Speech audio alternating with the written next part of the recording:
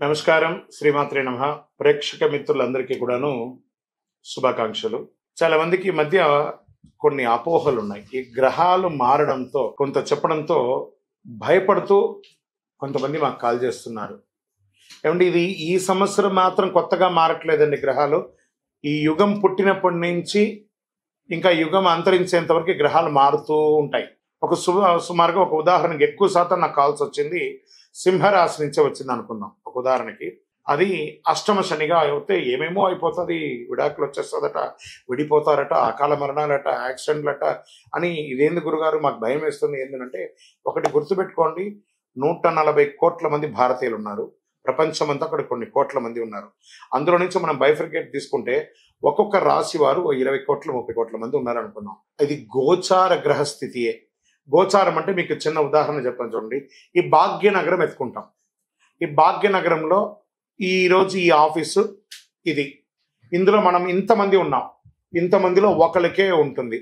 So ఆ ఒకరిని పెట్టుకుని మొత్తం ప్రపంచం అంతా వచ్చేసిందని ఎప్పుడు కూడా ఊహించుకోవద్దు. మళ్ళీ చెప్తున్నాను, గోచార గ్రహస్థితి ద్వారా వచ్చేది మీ వ్యక్తిగత జీవితానికి ఒక 20 నుంచి 30% మాత్రమే. మీ వ్యక్తిగత జాతకంలో మీ date of birth, time of birth, లగ్నాన్ని బట్టి మీ పూర్తి జాతకం వస్తుంది. కాబట్టి అన్నీ చూసేసి, కనబడ్డ ప్రతిదీ చూసేసి పానిక్ అయ్యి మీరు ఇబ్బంది పడడం, ఆ అవతలను కూడా ఇబ్బంది పెట్టడం తప్పు. కాబట్టి దయచేసి మిమ్మల్ని మీరు ధైర్యంగా ఉంచుకోండి. ఏ గ్రహాలు కూడా మనల్ని ట్యూన్ చేస్తారు కానీ మనల్ని నాశనం చేయదు. గ్రహాలన్నీ అనుగ్రహం చేయడానికే కానీ ఇబ్బంది పెట్టడానికి కాదు, మనల్ని ట్యూన్ చేయడానికి కోసం మాత్రమే.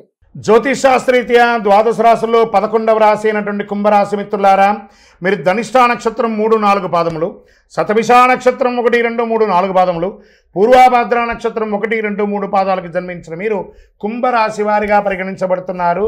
ఈ నెల మీకు శుభ ఫలితాలు ఎలా ఉన్నాయంటే, ఎలాగో 7.5 శని యొక్క ద్వితీయ భాగంలో ఉన్నారు మీరు. ఏళ్నాటి శని తీవ్రంగా ఉన్నా ఈ నెలలో చాలా హెచ్చు తగ్గులు ఉంటాయి. గోచార గ్రహస్థితులను దృష్టిలో పెట్టుకుంటే లగ్నంలో రాహు, ద్వితీయంలో శని, తృతీయంలో శుక్రుడు, చతుర్థంలో రవి బుధులు, పంచమంలో గురువు, షష్టంలో సప్తమంలో కుజుడు, అష్టమంలో కేతువు. ఈ మాసం ప్రారంభం నుండి ప్రతి కార్యక్రమం కూడా మిశ్రమంగా ఉంటుంది, కానీ ఆదాయం చాలా బాగుంటుంది. వ్యాపారం అద్భుతంగా ఉంటుంది. మీరు పుట్టిందే వ్యాపారం కోసం అన్నట్టుకు ఆ వ్యాపారాన్ని ప్రతి క్షణం దాని మీద మానిటరింగ్ చేసి మీ వ్యాపారాన్ని మీరు అభివృద్ధి పరుచుకుంటారు. అంత అద్భుతంగా ఉంటుంది. ఏ విధమైనటువంటి చిన్నపాటి అవకాశం ఉన్నా వ్యాపారంలో మీరు ప్లాన్ చేసుకోండి. ఎక్స్పాన్షన్ ఆఫ్ యువర్ బిజినెస్, ఈ యొక్క స్టాక్ క్లియరెన్స్ ఎలా చేయాలి, కొత్త వ్యాపారం ఎలా చేయాలి, కొత్త వాళ్ళకి ఎలా చేయాలి. ఈ నెల మీకు వ్యాపారానికి ఒక ట్యూన్ ఇచ్చాడనుకోండి భగవంతుడు. ఉద్యోగులకి ట్రాన్స్ఫర్స్, ప్రమోషన్స్ ఉన్నాయి. సమ్ టైమ్స్ అకాల ప్రమోషన్లు కూడా, అకాల ట్రాన్స్ఫర్స్ కూడా ఉంటాయి. కష్టానికి తగిన ఫలితం ఉంటుంది. నిరుద్యోగులకు మంచి ఉద్యోగం వస్తుంది. ఏళ్నాడు శని వల్ల కొన్ని సమస్యలు ఎదురైనా మనోధైర్యంతో దూసుకెళ్తారు మీరు. భాగస్వామి విభేదాలు, ఉద్రిక్తలు, వివాదాలు ఎదుర్కొంటారు. అన్నదమ్ముల మధ్య, అక్కచెల్లెల మధ్య బంధం కష్టతరం. ఏదో రకంగా బయటపడాలని చెప్పి పైన నవ్వుతూ లోపల నిజమైనటువంటి మీరుగా కనబడుతూ ఉంటారు. ఒక ఆప్యాయత అనేది కనబడకపోవచ్చు, అది జాగ్రత్త పడండి. ఒకానొక సమయంలో అన్నదమ్ముల అక్కచెల్లెలు విడిపోయే అవకాశాలు కూడా ఉన్నాయి. ఆస్తి తగాదాలు కూడా అయ్యే అవకాశాలు ఉన్నాయి. మాస ద్వితీయంలో జాగ్రత్త. బంధు వివాదాలు, నూతన పరిచయాల వల్ల నష్టం వెళ్తుంది. ముఖ్యంగా పితృవర్గీయుల మాట పట్టింపు జాగ్రత్తగా ఉండండి. మన అన్నదమ్ములే కదా, మన అక్కచెల్లెలే కదా, మన తల్లిదండ్రులే కదా, కాస్త ఓపిక పట్టండి. కూర్చొని మాట్లాడుకోండి, సర్దుకుంటుంది అన్నీ కూడాను. 10వ తేదీ తర్వాత వ్యక్తిగత జీవితంలో నిరాశకు గురి అయ్యే అవకాశాలు. మీరు కోరిన మర్యాద, రెస్పెక్ట్ మీకు ఉండకపోవచ్చు ఇంట బయట. అందుకని అధైర్యపడక్కర్లేదు. కొన్ని రోజులే కదా, మళ్ళీ సర్దుకుంటాం. అతి ధైర్యం పనికిరాదు, అతి ఓపిక పనికిరాదు, అతి పిరికితనం కూడా పనికిరాదు. ప్రేమ వివాహాలు ఈ నెల బెడిసి కొడుతుంది. స్థిరాస్తి వివరాలకి ఈ మాసం అనుకూలమైనది కాదు. మాస ద్వితీయంలో ఎప్పటి నుంచో నిలిచిపోయిన పనులు పూర్తి చేసుకుంటారు. ఇంట బయట గౌరవం పెరుగుతుంది. బంధుమిత్రులతో వివాదాలన్నీ నిదానంగా సర్దుకుంటాయి. రహస్య శత్రువులను గుర్తించి రాజకీయాల నుండి కాపాడుకుంటారు. విదేశాల్లో నివసించేవారు మంచి మార్పులు పొందుతారు. భూములు, రియల్ ఎస్టేట్ క్రయ విక్రయాల్లో జాగ్రత్త. పెట్టుబడి పెట్టేటప్పుడు జాగ్రత్త. మీ సీక్రెట్స్ మీలోనే ఉంచుకొని కానీ ఇతరులకు చెప్పకండి, మా వాళ్ళే కదా అని జాగ్రత్త. అసాంఘిక కార్యక్రమాలు జాగ్రత్త. వివాహేతర సంబంధాలు జాగ్రత్త, దానివల్ల అవమానపడతారు.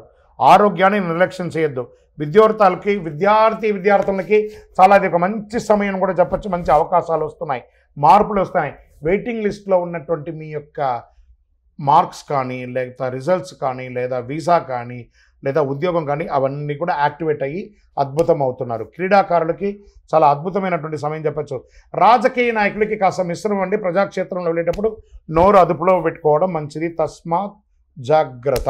షేర్ మార్కెట్ మిశ్రమం, మీడియా రంగం వారికి మిశ్రమం, ఐటీ రంగం వారికి కాస్త ఆశాజనకం. అదృష్టం రోజులు జూన్లో 1, 3, 7, 9, 13వ తారీఖులో బాగుంటాయి. అదృష్ట సంఖ్యలు 3 మరియు 7 బాగా ఉంటుంది.